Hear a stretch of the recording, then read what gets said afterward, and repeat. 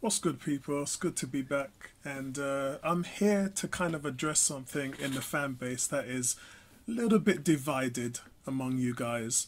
And I can see the naysayers having some issues about our cash flow, but the people who know how the club have been run, they're pretty much clued up. So let's talk about it.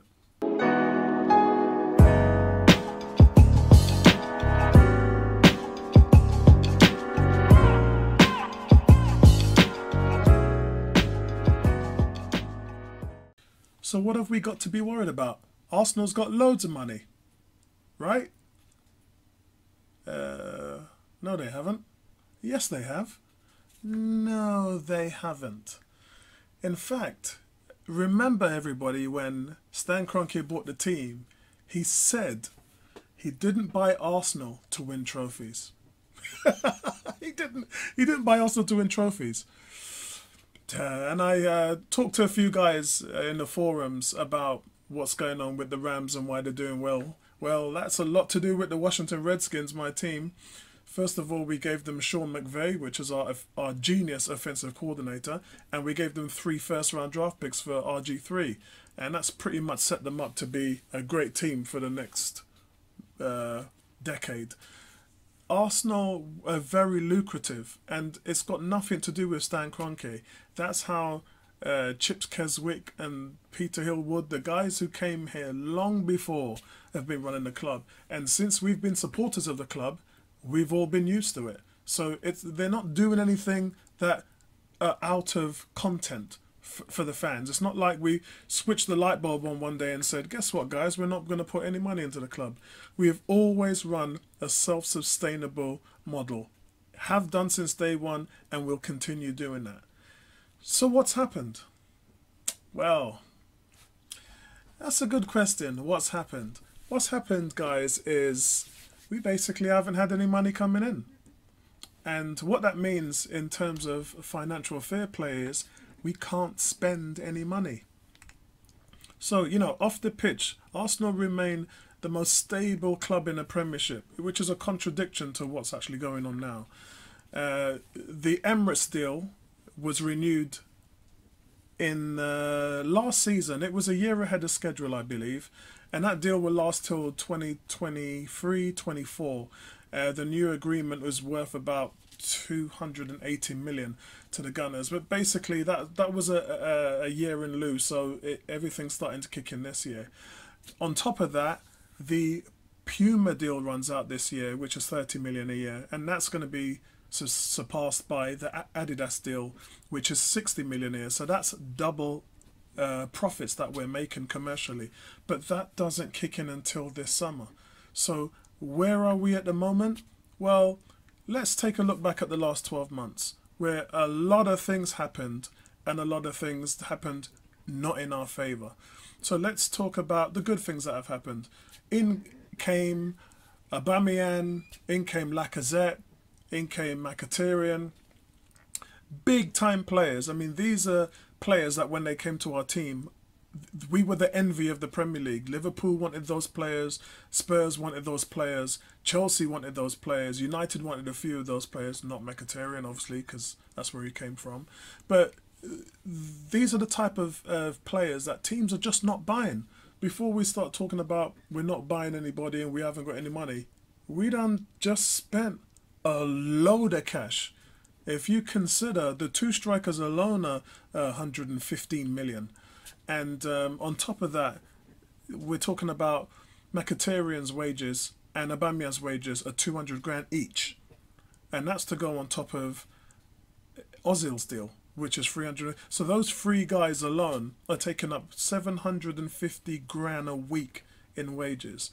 Now, that's a lot of money. And remember, in Arsenal Supporters Trust meetings, we were promised by Gazidis that the budget would be 100 million a year, and he's pretty much stuck to that formula over the last 3 years. So we can't stand back and say they ain't been doing their job. They have been spending money. But here's the deal. Where's the money coming in? A financial fair play works as a sustainable model that you have to spend within your means, not beyond your means. So if you have spent 170 million on transfers in the last 12 months, where's the money coming in? Your new deals with the Emirates and Puma, Indesit won't kick in until this summer. We got rid of, within the last 12 months, 22 players. Okay, 6 of them were on loan. But practically, we're talking about 22 players. So it's chump change. If you look at Walcott, 20 million. Giroud, 20 million. The only one we really got money for is Oxlade-Chamberlain. We got 40 million. So that was good business. But guys, good business? Let's talk about good business. Coutinho went for 180 million. Gareth Bale went for 100 million. I mean, what is actually going on here? We're not really generating the money that we should be to bring this club to a stage where we can spend money and balanced money as well. We are very negative in terms of our books of player ins, player outs. So when we look at another thing as well, the Champions League, we used to get 23.4 million a season for the Champions League. That's gone. We're getting peanuts. It's just not the model. That's just not there anymore. And on top of that, all these players that we have now, and there's quite a few. I mean, let's talk about Welbeck, Cech, Monreal.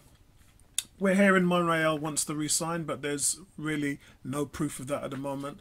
Those guys can also walk away for free.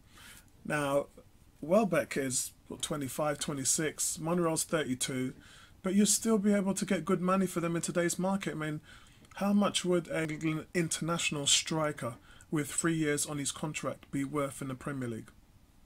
It's Welbeck. We're talking about what? 50 million? 40 million? It's a lot of money, and it's money that we're not getting. It's mostly Deadwoods. We got nothing for them because they were worth nothing. And the ones that were worth something, we got a decent amount of money, but you couldn't really hold Oxlade-Chamberlain to ransom. He wanted to go anyway. In this climate, that's an £80 million player.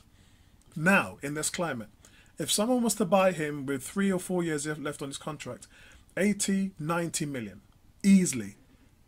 Someone like Walcott scores goals, banging them in for fun. What did we do? We didn't play him. The last time we played him in a season, he had 19 goals in 27 games. And the half season he played along with Giroud he wasn't in the team. So he wasn't producing because he wasn't playing. And he ended up going to Everton for 20 million. Now, he could have gone for a lot more than that. He was 27 years old. He could have gone for at least 40, 50, even 60 million because the guy produces goals. And he's scoring, and funny enough, he's had 6 goals, which is at Everton, which is more than what Iwobi, Welbeck, Mkhitaryan and those guys have for Arsenal. So it just goes to show he is a player that could have produced. And what don't we have now at Arsenal? We don't have wingers. So where's the thought behind it? It's crazy how the team's been managed. But we can't really talk about or blame or moan about what's happened. We know what's happened, and the fan base is trying to move on because we're trying to give Emery a chance. We're trying to give Raul Sali a chance, Mislintat a chance. So we're trying to back these guys. But the purpose of this video is to just let you understand the mechanics of why we can't spend money right now. And we have money. Remember, there's a lot of surplus cash reserves at Arsenal. Not as much as you think. I remember when Chips Keswick said, we have 200 million cash reserves.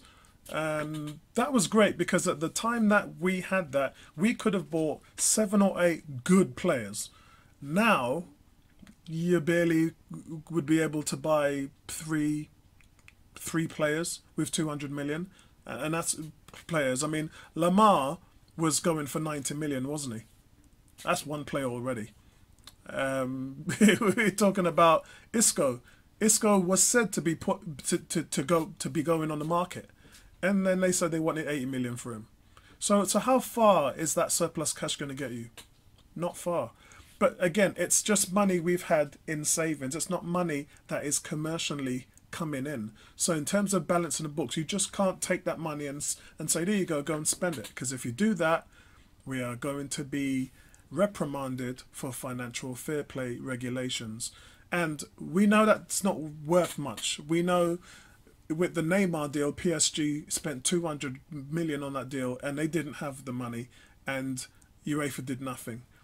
Before that, Manchester City got fined. It was 50 million. They took it to arbitration and they dropped it down to 17 million. So even the teams that are breaking the rules aren't really being penalised. In my opinion, financial fair play needs to go. Man United, obviously, and Liverpool are making huge amounts on merchandising. But Arsenal still have a ways to go, and it's going to get better, guys. Arsenal are not spending money on the players because their owners don't want to spend money on pricey players. Instead, we want to develop the players and we want to compete that way for the league. The system has been in place for decades, guys. Spending £500 million on transfers right now means that you probably might have a chance to win the title. But at the moment, what we're doing and what we're spending is just keeping us afloat. You know, those 2 quality strikers that we bought, Torreira that we bought, that's keeping us afloat. That's covering up the cracks of such a bad team, a team that was worth nothing, literally, over the last 12 months. I mean, the guys we've got coming back on loan, what are they going to do? They're not the answer. So we have to ship them off as well. We're in for a busy summer period and there will be money to spend. But I feel for Emery, because there's us saying he needs 4 transfer windows in order for him to make changes. This is the 2nd transfer window and he can't do diddly squat. So that's a waste straight away. So how long is it going to take? And we know that his years ain't guaranteed. If he fails, they will replace him. There's no 2 ways about it. They've made that very clear. So he's up against it as well. But I just really wanted to be clear, guys, what the situation was and why we can't be moaning just for the sake of moaning. We cannot spend money at the moment. And what would be my answer? My answer would be to get some players out on the blocks and sell them. If you've just taken over a team and that team is not good enough to, in terms of their players, to make the system work that you're running, get rid of them. Sell them. Sell the likes of players who aren't getting it done. I mean, let's be honest. In the last few years, since we bought Mustafi and Xhaka, that was 70 million, by the way. We have not been back in the top 4. Those are 2 players that are failing at every level at the club. And they're a big reason for why Arsenal, you know, before that we had Mertesacker at centre back who was shoring up Arsenal's defence, and we had Coughlin at defensive midfielder. And I've shown you guys stats before. Statistically, we had the best defence in 2015 in that calendar year. Only 20 goals let in the whole year. The second was Man United with 26. So we were the best defence by a long way. And that wasn't too far ago. But those deals that we made have literally turned this club into mediocrity, and it's going to take a while to fix it. And again, 2 players that cost 70 million, how much are they worth now? How much would you get for Mustafi and Xhaka? So it's just bad business, and it's just something that we have to suck up and move on. So I'll leave you with that thought. Very, very important that you guys take this in. We have money, but we can't spend it, because if we do, it will put us over the limits. We will be spending beyond our means, meaning that we'll be reprimanded by UEFA. So, sorry guys, most of you who understand football and understand the business side of football already know this anyway. But for the others that don't, let's think about it, guys. Let's understand what these rules are and how it works in football. Like and subscribe. Don't forget to click that bell if you want to see when my videos are dropping. I appreciate the love, guys. Peace out.